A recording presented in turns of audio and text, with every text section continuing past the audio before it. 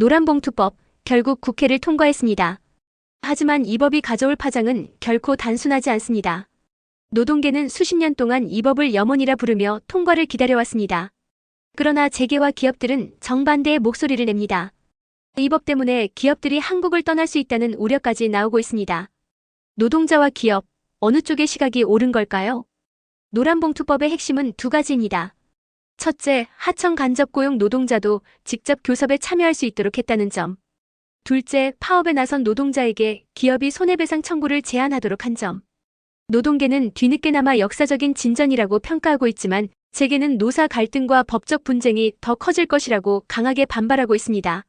첫째, 시청자 여러분은 이번 법안이 노동자의 권리 확대라는 긍정적 효과만 있는지 아니면 기업 경쟁력 약화라는 부작용을 가져올지도 함께 살펴야 합니다. 둘째, 앞으로 이어질 정부의 대응과 거부권 행사 여부도 지켜봐야 합니다. 셋째, 장기적으로는 노동기업 정치가 균형점을 어디서 찾을 수 있을지 고민하는 시각이 필요합니다. 노란봉투법, 이제는 외국 기업 철수까지 거론되는 심각한 상황으로 번지고 있습니다. 자동차, 조선, 철강 같은 주력 산업은 수백 개 협력업체가 연결돼 돌아갑니다. 그런데 이번 법으로 인해 단체 교섭과 파업의 범위가 넓어지면서 경영, 판단 하나하나가 분쟁의 불씨가 될 수 있다는 우려가 커지고 있습니다. 결국 우리 산업의 경쟁력과 일자리까지 흔들릴 수 있다는 겁니다.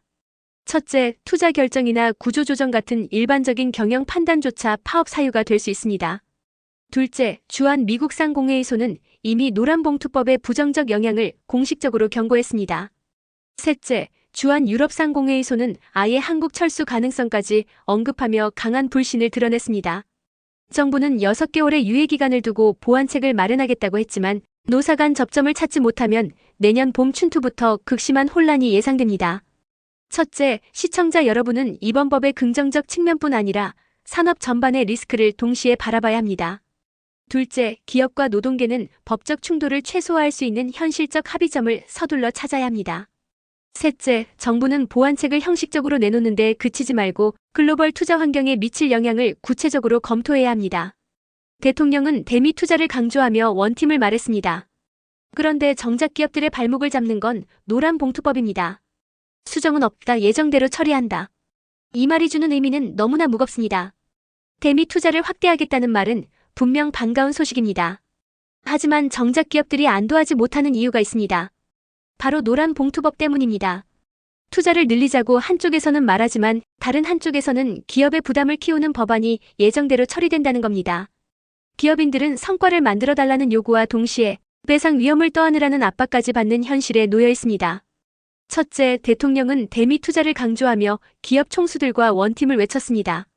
둘째, 하지만 같은 시각 노란봉투법은 예정대로 처리될 것이며 수정은 없다는 메시지가 나왔습니다. 셋째, 미국 기업들도 이 법안이 한국 기업 경영 환경에 부담이 될 수 있다는 점을 우려하고 있습니다. 넷째, 투자 확대와 법적 리스크 증가가 동시에 벌어지는 모순적 상황이 전개되고 있습니다. 기업이라면 지금 반드시 해야 할 게 있습니다. 첫째, 노란봉투법 적용 시 발생할 수 있는 배상 범위를 내부적으로 점검해야 합니다. 둘째, 대외 투자 협약 시 법적 불확실성을 반영한 리스크 관리 조항을 반드시 넣어야 합니다. 셋째, 내부 노동 리스크 관리 체계를 강화하고 노조와의 협상 전략을 조정해야 합니다. 노란봉투법, 대통령도 여당도 수정은 없다고 못 박았습니다. 기업들은 대미 투자에 나서지만 동시에 법적 족쇄를 걱정하고 있습니다. 한쪽에서는 글로벌 협력을 강조하며 원팀을 외치고 다른 한쪽에서는 기업의 발목을 잡는 법안이 강행 처리됩니다. 노동자 권익도 중요하지만 기업 경쟁력이 무너진다면 결국 일자리와 투자 모두 흔들릴 수밖에 없습니다. 이번 논란의 핵심은 분명합니다. 미국 기업들까지 노란봉투법에 대해 우려를 표시했습니다. 하지만 민주당은 수정은 없다는 입장을 굽히지 않았습니다. 대통령 역시 법안은 반드시 관철하겠다는 의지를 분명히 했습니다. 경제단체들은 정반대의 목소리를 냅니다.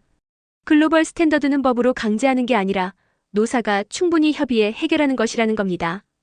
게다가 상반기 성적표를 보면 SK하이닉스를 제외한 500대 기업 대부분이 역성장을 기록했습니다. 이처럼 실적이 악화되는 상황에서 법적 부담까지 커진다면 기업들이 느끼는 압박은 2배가 될 수밖에 없습니다. 그렇다면 기업과 투자자는 지금 무엇을 준비해야 할까요?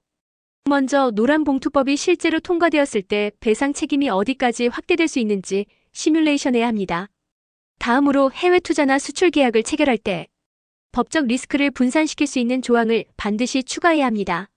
그리고 내부적으로는 노사 협상 구조를 점검하고 분쟁이 발생했을 때 법적 리스크를 최소화할 수 있는 매뉴얼을 새로 마련해야 합니다.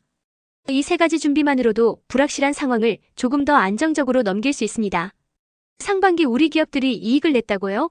하지만 그건 착시일 뿐입니다. 겉으론 좋아 보여도 실제로는 기업의 위기가 깊어지고 있습니다. 기업 성적표만 보면 수익성이 개선된 것처럼 보입니다. 하지만 속을 들여다보면 전혀 다릅니다. 단 한 기업, SK하이닉스의 성과가 전체를 끌어올렸을 뿐 나머지 기업들은 오히려 역성장을 기록했습니다. 트럼프발 관세 전쟁, 중국과의 치열한 경쟁 속에서 국내 기업들은 버티기도 힘든 상황에 내몰리고 있습니다. 실적이 개선된 듯 보이지만 실상은 그렇지 않습니다. SK하이닉스 혼자 8조 원 넘는 이익을 기록하면서 전체 수치가 좋아 보였던 겁니다. 그러나 나머지 499개 기업은 오히려 영업이익이 줄어들었습니다. 기업 환경은 점점 더 거칠어지고 있습니다. 미국의 고율 관세 압박, 중국의 무한 확장 전략은 한국 기업의 수익성을 잠식하고 있습니다. 여기에 민주당은 기업들이 강하게 반대하는 법안들을 이번 주 안에 밀어붙이겠다는 입장을 고수하고 있습니다. 노란봉투법, 그리고 집중투표제 의무화가 대표적입니다. 즉 바깥으로는 글로벌 경쟁 압력, 안으로는 법적 부담이 동시에 커지고 있는 상황입니다. 이럴 때 기업과 투자자라면 어떻게 대응해야 할까요? 무엇보다 먼저 노란봉투법과 상법 개정안이 실제로 통과될 경우 어떤 손해배상 구조가 만들어질지 미리 검토해야 합니다. 단순한 시뮬레이션이 아니라 실제 소송 시 어디까지 확장될 수 있는지 시나리오를 만들어야 합니다. 또 해외 수출 계약이나 투자 협상에서는 예상치 못한 법적 리스크를 분산할 수 있는 장치를 반드시 넣어야 합니다. 마지막으로 내부적으로는 노사 협의 프로세스를 정비해 불법 파업이나 분쟁이 발생했을 때 피해를 최소화할 수 있는 대응 매뉴얼을 마련해야 합니다.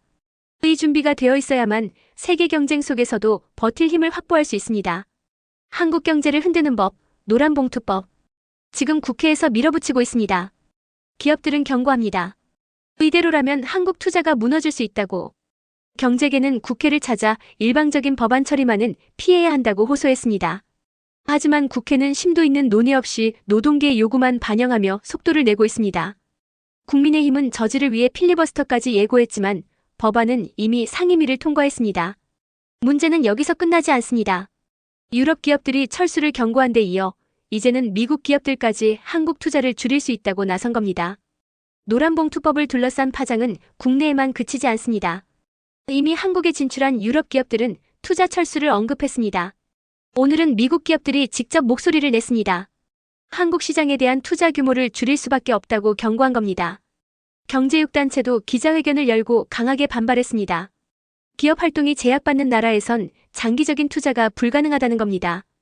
더 큰 문제는 이런 불안이 단순한 기업 이익의 문제가 아니라 우리가 주최하는 아시아 태평양 정상회의에까지 영향을 줄 수 있다는 점입니다. 이 상황에서 기업과 투자자라면 어떻게 대응해야 할까요? 먼저 법안 통과가 현실화될 경우 예상되는 손해배상 범위를 시뮬레이션에 두어야 합니다. 불확실성을 숫자로 전환해야 대비가 가능합니다. 둘째, 해외 본사나 협력사와의 계약에서 분쟁 발생 시 대응할 수 있는 조항을 미리 넣어야 합니다. 법적 리스크를 한쪽에 몰아주면 안 됩니다. 셋째, 내부적으로 노사 협상 구조를 재점검해야 합니다. 불법 파업이나 분쟁이 발생했을 때 피해를 최소화할 매뉴얼을 갖추는 게 지금 가장 시급합니다. 이 법이 통과되면 산업 생태계가 무너질 수 있습니다. 외국 기업들까지 한국을 떠나겠다고 경고하고 있습니다. 기업들은 지금 단순한 부담을 넘어 생존의 기로에 서 있습니다. 파업으로 손실이 발생해도 손해배상 청구가 어려워지고 현장은 더 혼란스러워질 것이라는 우려가 쏟아지고 있습니다. 법 개정이 멈추지 않는다면 노사 갈등은 더 잦아지고 불법 행위까지 늘어날 수 있다는 겁니다. 산업계는 노란봉투법이 무분별하게 적용 범위를 확대해 결국 산업 생태계를 붕괴시킬 것이라고 경고합니다. 특히 파업으로 인한 손해배상 청구가 사실상 불가능해지면 기업들은 속수무책으로 피해를 떠안을 수밖에 없습니다. 외국 경제단체들도 연이어 목소리를 높이고 있습니다. 주한 유럽 상공회의소는 철수 가능성을 언급했고 주한 미국 상공회의소는 투자 축소를 경고했습니다. 이들은 공통적으로 노란봉투법이 한국의 경영 환경과 투자 매력도를 심각하게 떨어뜨릴 것이라고 지적했습니다. 그렇다면 지금 무엇을 준비해야 할까요? 먼저 법안이 시행될 경우 예상되는 분쟁 시나리오를 정리하고 배상 리스크를 수치로 계산해 두어야 합니다. 다음으로 해외 협력사나 투자사와의 계약서에 분쟁 해결 조항을 세밀하게 반영해야 합니다. 불확실성을 한쪽에 몰아주는 계약은 반드시 피해야 합니다. 마지막으로 내부적으로 노사 협상 절차를 강화하고 분규가 발생했을 때 신속히 대응할 수 있는 매뉴얼을 마련해야 합니다. 이러한 준비가 되어 있어야만 실제 충격을 줄일 수 있습니다. 노란봉투법, 이제는 한국 기업만의 문제가 아닙니다. 외국 기업들까지 철수를 경고하며 우리 경제를 흔들고 있습니다. 오는 10월 경주에서 열릴 아시아 태평양 정상회의에 전 세계의 시선이 한국에 쏠릴 그 시점에 우리는 어떤 신호를 줄까요? 기업들은 우려를 넘어 참담하다고 말합니다. 한국에서 활동하는 외국 기업들까지 철수를 언급하고 있는 지금 상황은 단순한 갈등을 넘어 경제 전반의 신뢰 위기로 번지고 있습니다. 정부가 추진 중인 노란봉투법은 경제계에 큰 불안을 주고 있습니다. 주한 유럽 상공회의소는 최악의 경우 한국 시장 철수라는 강경한 표현까지 썼습니다. 이 법안의 가장 큰 문제는 모호한 사용자 정의입니다. 경영자와 기업인을 잠재적인 범죄자로 만들 수 있고 경영 활동 자체를 위축시킬 수 있다는 겁니다. 국내 기업은 물론 외국 기업들까지 반발하고 있다는 사실은 한국의 투자 매력도가 빠르게 떨어지고 있음을 보여줍니다. 그렇다면 지금 기업과 투자자들은 어떻게 대비해야 할까요? 첫째, 법안 시행 후 예상되는 노사 분규와 소송 시나리오를 구체적으로 작성해 두어야 합니다. 둘째, 해외 본사와 협력사에 법안의 내용을 투명하게 공유하고 투자 계획을 다시 조율해야 합니다. 셋째, 내부적으로는 법적 리스크 관리팀을 강화해 불확실성에 대비한 매뉴얼을 마련하는 것이 시급합니다. 이런 준비가 있어야만 기업은 충격을 최소화할 수 있습니다.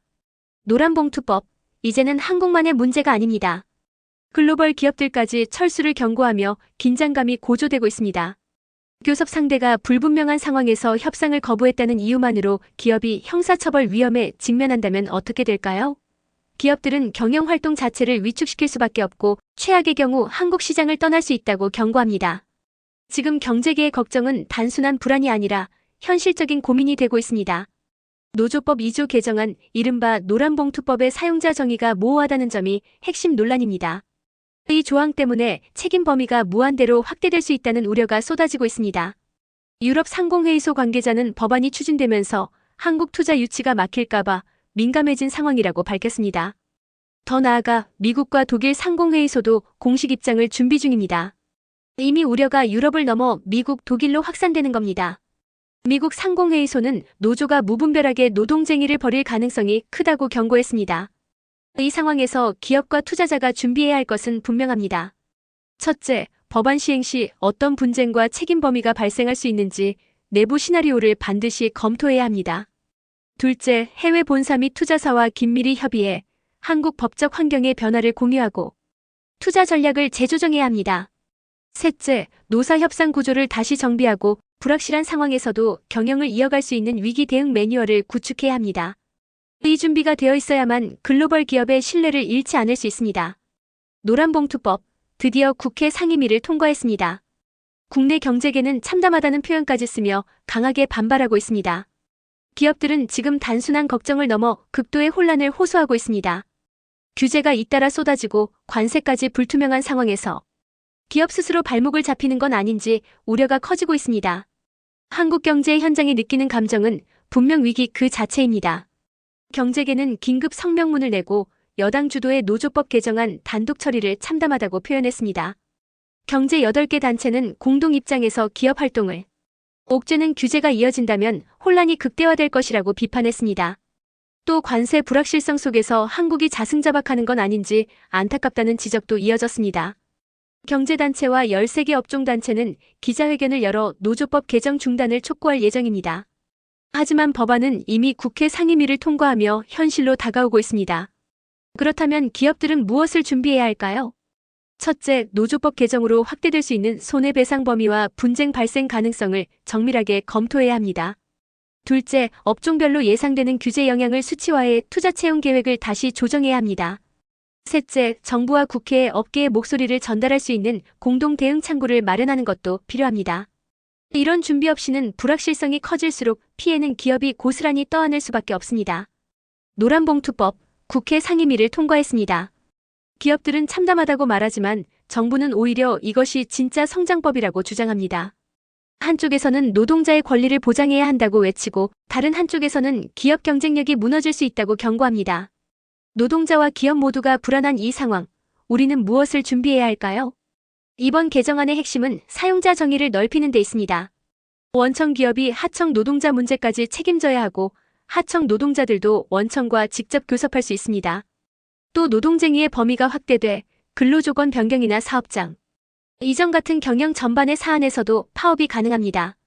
게다가 파업으로 손해가 발생해도 노조원 개인에게 손해배상을 청구할 수 없습니다. 정부는 이를 노사 상생을 위한 성장법이라고 강조했지만 기업들은 경영활동 자체가 위축될 수 있다고 우려합니다. 이 상황에서 기업과 경영자는 무엇을 대비해야 할까요? 첫째, 법안이 시행되면 원청의 책임 범위가 어디까지 확장되는지 정확히 분석해야 합니다. 둘째, 하청 협력사와의 계약 관계를 다시 점검해 불필요한 분쟁 가능성을 줄여야 합니다. 셋째, 노사 협상 매뉴얼을 새롭게 작성해 경영 전반의 변화까지 협의 대상으로 들어올 수 있다는 점을 반영해야 합니다. 이 과정을 선제적으로 준비해야 충격을 줄일 수 있습니다. 한 제조업체 관계자는 이 법이 시행되면 신규 프로젝트를 진행하기가 더 어려워진다고 말했습니다. 또 다른 중견기업은 노조 파업, 범위가 이렇게 넓어지면 투자보다 분쟁 관리에 집중해야 할 수 있다고 우려했습니다. 현장의 목소리는 단순한 불안이 아니라 실제 경영 전략을 바꾸고 있는 실질적인 고민입니다. 만약 기업들이 준비하지 않는다면 새로운 법 환경에서 연이어 분쟁에 휘말릴 수 있습니다. 하청까지 책임지는 구조, 경영 전반에 개입하는 파업. 이것은 기업의 생존 전략을 송두리째 흔들 수 있습니다.